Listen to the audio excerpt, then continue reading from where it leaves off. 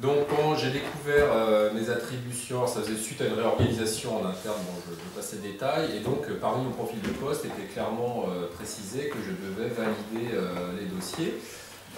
Donc à ce titre, j'avais des gestionnaires qui instruisaient elles les demandes, qui me soumettaient régulièrement des dossiers, et il y avait effectivement sur certains d'entre eux l'apparition de mentions faisant état de critères.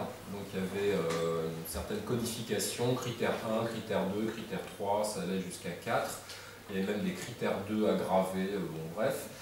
Donc je me suis légitimement posé la question à quoi correspondaient ces mentions.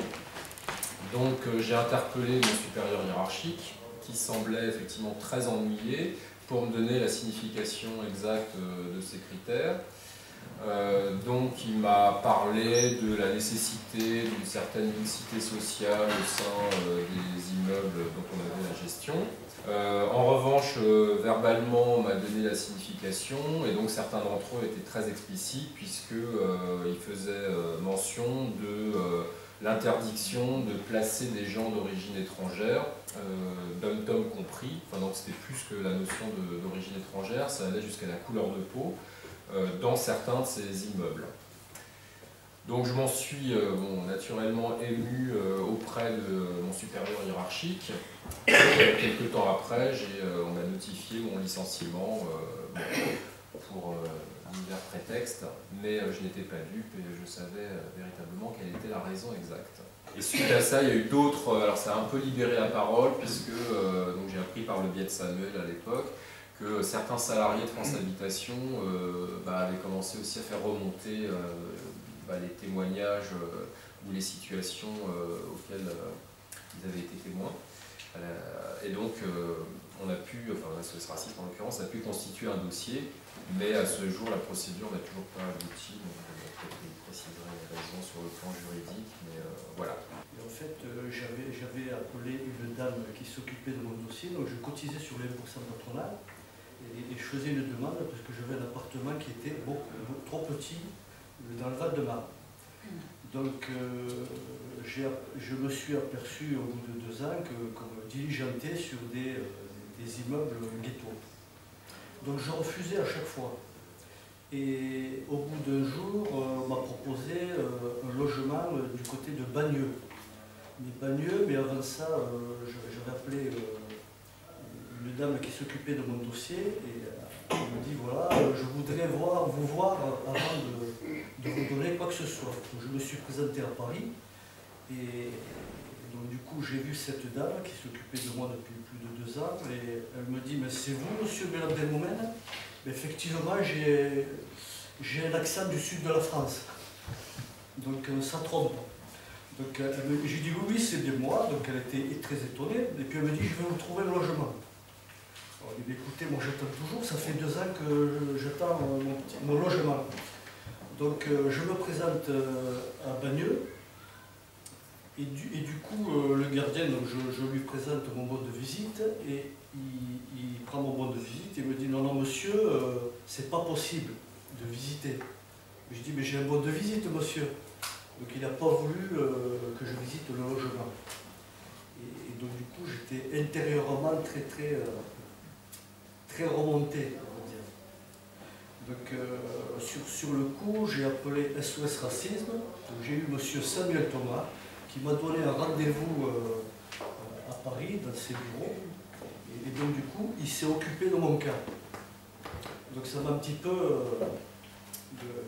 de se sentir soutenir, donc il a eu la gentillesse et en plus de ramener France 2. Et donc du coup, on a fait un testing dans ses bureaux. Et cette dame-là m'a dit, voilà, monsieur,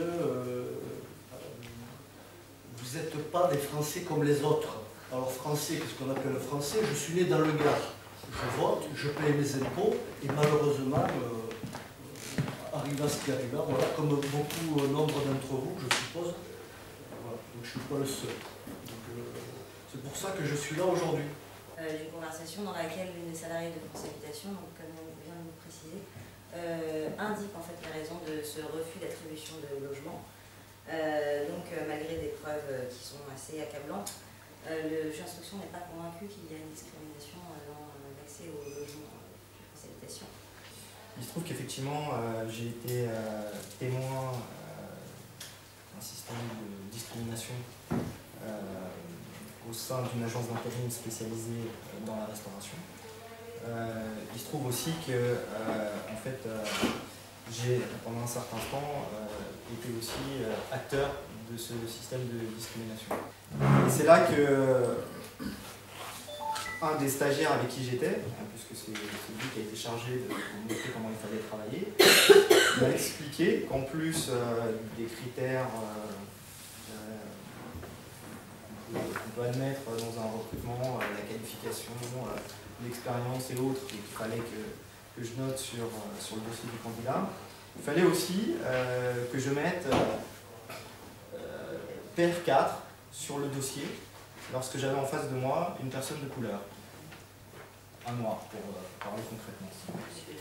Alors, j'ai eu un peu de mal parce qu'en fait, le stagiaire qui était en face de moi était noir.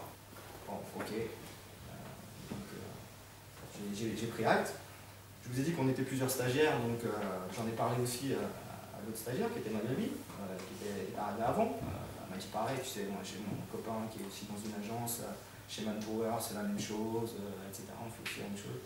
Puis quand même, c'est quand même quelque chose, voilà, ça pose problème quand même. Donc un peu plus tard, quelques jours après, ou quelques semaines, le temps que ça monte au cerveau, que ça démarre bien,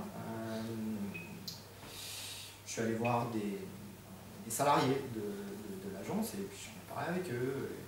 On fait ça, je ne comprends pas. On est dans une boîte raciste, c'est quoi le truc? Et un jour, j'ai entendu un responsable des recrutements, enfin du recrutement, quoi, quelqu'un qui missionnait, qui était en contact avec le client, prospect, au téléphone, avec un nouveau client, un prospect. Donc. Et la conversation, j'étais vraiment à côté, c'était la suivante. Oui, ok, j'ai bien compris le profil que vous recherchez, d'accord, mais est-ce que ça vous dérange de recevoir des personnes de couleur? Enfin, non, mais je vous dis ça parce que bon, voilà, on a des clients que ça dérange, donc je préfère vous poser la question au cas où, histoire qu'il n'y ait pas de soucis, etc. Mais enfin, moi, arrivant à la fin de mon stage, en fait, je me suis dit que c'était pas possible, je pouvais pas assumer cette identité-là, en fait, du gars qui a mis PR4 sur un dossier. Donc en fait, j'ai eu un réflexe d'autodéfense. J'ai arrêté. Je suis resté chez moi en fait. J'ai planté mon stage. Comment réagir face aux discriminations quand on est victime ou témoin? Vous plantez votre stage. Voilà, moi, ça a été ma réponse à l'époque. Parce que j'ai créé ADECO, qui, à quoi, comment, et puis j'ai pensé à SOS Racisme. Donc je me suis dit, je leur fais un courrier, je vais leur expliquer comment ça se passe là-bas. Puis après, ils en feront ce qu'ils en voudront, quoi. A priori, ils me semblent qualifiés pour peut-être réfléchir à trouver une solution. Donc j'ai fait mon courrier, je l'ai envoyé, puis je me suis dit, bon, voilà, ça y est, j'ai fait mon acte citoyen, je peux passer à autre chose. Puis en fait, j'ai eu la surprise d'être contacté par Samuel, Thomas, qui m'a demandé si j'étais prêt à assumer mon témoignage. Je pense qu'il ne faut pas qu'on perde tous de vue que notre rôle en tant que militant de la lutte contre le racisme, il est avant tout de permettre à des individus, des victimes qui se sentent toujours isolés, toujours, et même souvent incomprises, d'arriver et de les soutenir. Et moi, ce rôle-là, je pense qu'il crée du lien entre nous tous ici aujourd'hui et au-delà de cette salle. Je prendrai l'exemple peut-être du dossier dans l'accès au logement. On a donc aujourd'hui 2 décisions qui font jurisprudence, celle contre Métropole Habitat, donc l'office public HLM de Saint-Étienne, en janvier 2009, qui a été condamnée, et la Logirec, donc beaucoup plus récemment, avec une décision loin, bien évidemment, d'être satisfaisante, puisque les juges ont retenu le fichage ethnique, mais n'ont pas condamné pour la discrimination. On nous dit aujourd'hui, dans l'accès au logement, vous devez faire de la mixité sociale. D'accord ? Donc vous devez amener dans le parc, donc vous avez la gestion, vous, bailleur social, un équilibre, une mixité. Et pour cela, il y a un moyen juridique légal, c'est la mixité sociale. Mixité sociale, Samuel, on voyait tout à l'heure, il a rappelé ça très bien, 2 aspects. les revenus, la composition de la famille. Voilà. Déjà, si on se tient à ça, je pense que les acteurs du parc social, enfin des bailleurs sociaux, vont pouvoir faire, entre guillemets, le mot faire, de la mixité sociale. Et moi je trouve que le problème il est là, c'est qu'à un moment donné, il faut qu'on redéfinisse clairement la règle du jeu, et c'est nous notre boulot de dire aux juges, la règle du jeu c'est ça, la mixité sociale c'est ça. Tout ce qui sort de ce cadre-là, c'est potentiellement problématique, ou en tout cas ça peut être de la discrimination. Et le code pénal aujourd'hui, à mon sens, il est suffisamment bien équipé pour permettre à des juges de condamner.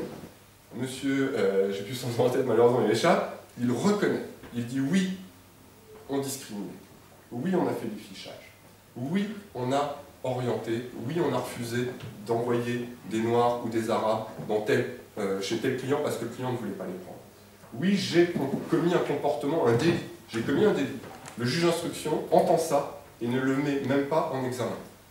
Pour vous dire jusqu'où ça descend, et c'est ça que nous, enfin moi c'est ça que je veux dénoncer, c'est de dire si lui, ce gardien d'immeuble, il en est à être totalement légitime, à dire à un monsieur qui a son bon de visite, ah non ça va pas être possible, c'est-à-dire que lui il est suffisamment à l'aise, parce qu'il sait que derrière lui il y a toute une institution qui, plus ou moins frontalement, plus ou moins franchement, va dire on a nos cases, on a nos codes, on a nos grilles de peuplement, en fonction de la couleur de peau, en fonction de... Voilà.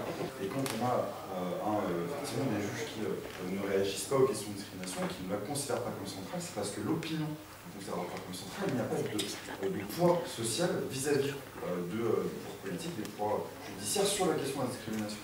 Et donc cette pression à mener, elle est fondamentale, et en plus, elle doit être menée avec l'idée de dire qu'on doit informer un maximum de gens sur la nécessité de se mobiliser, sur le fait que la notion même de discrimination existe.